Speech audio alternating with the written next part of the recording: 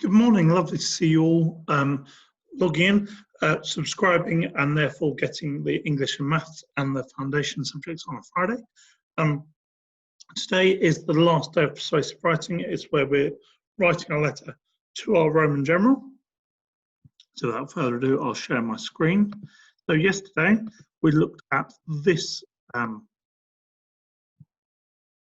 work and we planned what we were going to write in our letter. We did a rough set of writing, bullet points of what we want to include, some really good words we could use like unquestioning, intelligent, capable, all things that really inspire that emotive language. And then we thought about specific emotive language that we could use, about how we've always wanted to be part of a team, about how we're destined to do such and such. We thought about how we were going to start the letter with our greeting. We thought about the general's name and our name, if we're going to go for a Latin or a traditional Roman name. We did some research on that. And we thought also about the adverbials and conjunctions. So this sheet would be really good to have on us so that we can work from it and use some of the ideas, but we're not just copying today. Okay, in my success criteria yesterday, I decided that I can use a formal greeting. I can include at least 3 reasons why to make my point. I can use a formal farewell. I can record some persuasive vocabulary to use in my letter. So today we're actually using the letter to write a persuasive letter for a range of purposes. Well, this purpose is to join the Roman army, which is a bit out there, but it fits really nicely with our topic. Okay, so we're just going to summarize, have a look through your notes, have a look through day before yesterday and yesterday's work, and just remind yourself of all those good reasons to join the army, all the things you desperately want from it. What qualities did someone need to be able to join the Roman army? Have a look, have a think through that. Obviously, we've done a lot of work on that, so we've got that to hand. And have that in our notes. Have that with us.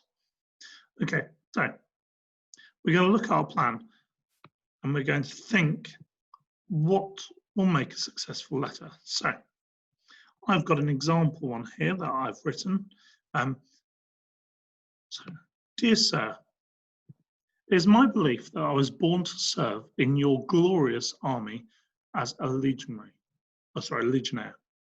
So there I've flattered them by calling it a glorious army, not just an army. And I believe I was born to, so we're using emotive language there, really pushing that point. And this first paragraph, this first introductory sentence really sums up the purpose of the letter. So just like when we were writing to Bruce Boggington about the crisp factory, we are summarizing the whole point of the letter so that actually from that first sentence he knows exactly why we're writing. Okay. Then, I am 20 years old and from a small village near Lake Garda. So I've picked somewhere in Italy that I know enough about. I could pick it from an atlas or from a map, but I've honed in so that he knows where I'm from. Being brought up in this fishing village, there are always heavy crates of fresh fish to carry. And being 6'5", I find myself one of the strongest in the village. So I've added in extra detail that I didn't need just to make the enjoyment of the letter and to give reasons. So if he thinks, oh, he's carrying fresh fish, well, that's really good. But I've said I'm being 6'5", I find myself really capable of carrying all that fish. Frequently win R, that should be. It's always good to proofread. I frequently win our local swimming race, where we have to swim across the lake with a crate of cod. For this reason, I feel I'm perfect for the position in your legionary army. I'm sure that you would love me fighting alongside your brave and victorious fighting machine. In fact, I'm positive my marching, hunting, and swimming ability will create fear in the enemy. Statistically, it's a really good word, using stats. Young men my age that were brought up near water are more likely to survive over 25 years in the army. So there I've added in some statistics that I plucked in the air. So you can make up statistics as long as they fit with your point. And I've also shown that I know that as a Legionnaire, I will have to be fighting for 25 years. Without a doubt, I'm one of these men, and I am strong, fit, and willing to follow orders. I'm getting in my points in there. As you can see, I'm keen to get going.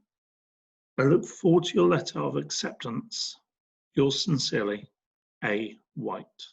So I haven't gone for a Latin name, but you of course can. Okay, so that's my example letter. So I've tried to get all my ideas, but it's very different from the original planned letter because I've just put in ideas of what I could write about. Today is all about writing it fully. So we've got our success criteria. What I need to include to be successful, we've talked about that. I will leave on here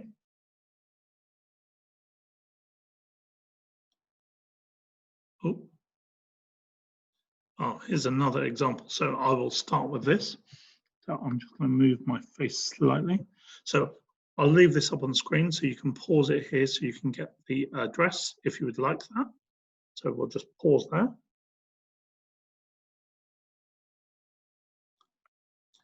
And then I'll move it down. Dear General Maximus, I'm writing, I can't put my picture in. I'm writing to inform you that I wish to join your legion. I have many qualities you are looking for, and I'm sure that you'll want me in your legion. So this one is a legionnaire rather than, yeah. So firstly, I'm 17 years old enough to become a soldier.